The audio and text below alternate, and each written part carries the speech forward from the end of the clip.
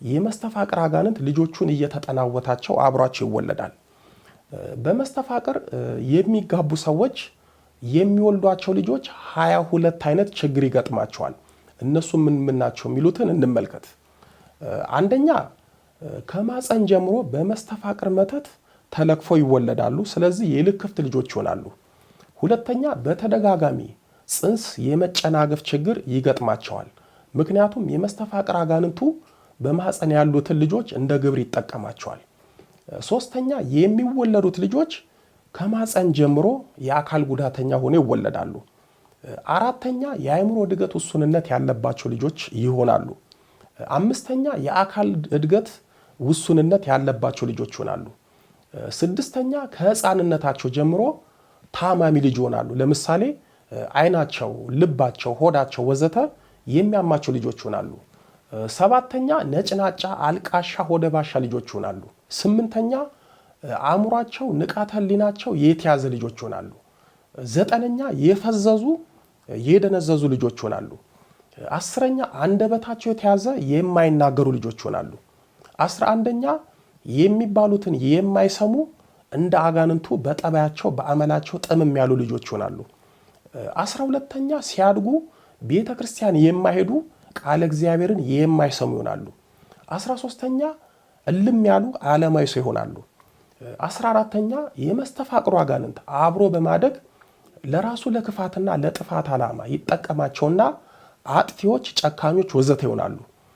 15ኛ የመስተፋቅሩ አጋንንት ከማፀን ጀምሮ ስለሚዋረሳቸው በባህሪያቸውና በጠባያቸው የሰው ሳይሆን የአጋንንትን ጠባይ የሚያሳዩ ስጋ ለበስ ሰይጣን ይሆናሉ። 16ኛ ለገዛ ቤተሰባቸው የማይታዘዙ የሚባሉትን የማይሰሙ በራሳቸው መንገድ የሚተሙ ልጆች ይሆናሉ። 17ኛ ለራሳቸው ለቤተሰባቸው አደገኛ ልጆች ይሆናሉ። 18ኛ ጠጪ፣ ሱሰኛ፣ ወንጀለኛ፣ ነውጠኛ ልጆች ይሆናሉ።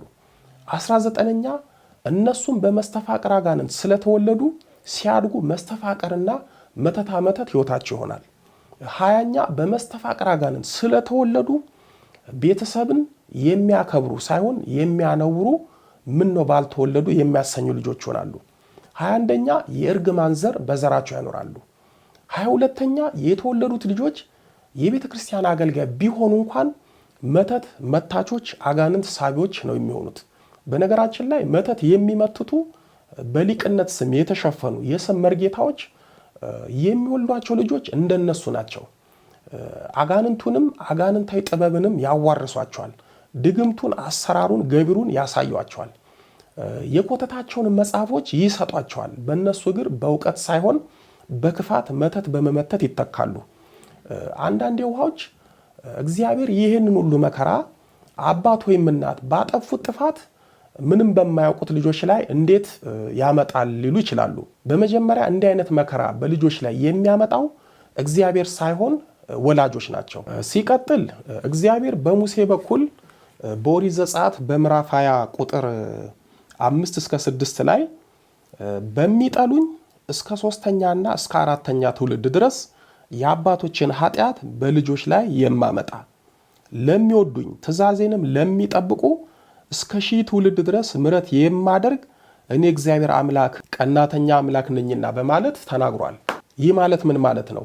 እግዚአብሔርን ጠልተው አጋንንትን አምልከው እግዚአብሔርን ትተው አጋንንትን መርጠው በሕይወት ሳይሆን በጥፋት መንገድ የሚሄዱ ከሆነ በነሱ ኃጢአት በነሱ ክፉ ተግባራት 3 እና 4 ትውልድ ተብሎ የተገለጸው ከልጅ እስከ ልጅ ልጅ ያሉትን እግዚአብሔር ይቀጣል ወይም የነሱን መከራ ፈተና ለልጅ ልጅ ይተርፋል።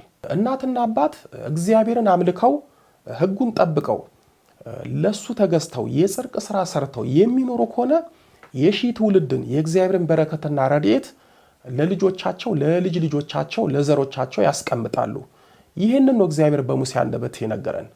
በመስተፋቅር አግብታችሁ የምትወልዷቸው ልጆች ከነዚህ ከ22ቱ መገለጫዎች ውስጥ አብዛኛውን ይዘው ይወለዳሉ። ለቤተሰብ ለቤተ ክርስቲያንና ለሀገር ችግርና ዕዳ ይሆናሉ። በአጋንንት በኩል የሚመጡ ልጆች ስለሆኑ ለቤተሰብም ለእግዚአብሔርም አይሆንም። የእርግማን ትውልድ የሚባሉት በዚህ መልኩ የሚወለዱት ናቸው። በዚህ መልኩ የተወለዱት ልጆች ቤተክርስቲያን አፍራሾች፣ ሀገር ሻጮች፣ ህዝብ አጥፊዎች ይሆናሉ። አውቃችሁም ይሁን ሳታውቁ በመስተፋቅር ወይም በመስተዋደድ የተጋባችሁ ባለትዳሮች እግዚአብሔር ይርዳችሁ።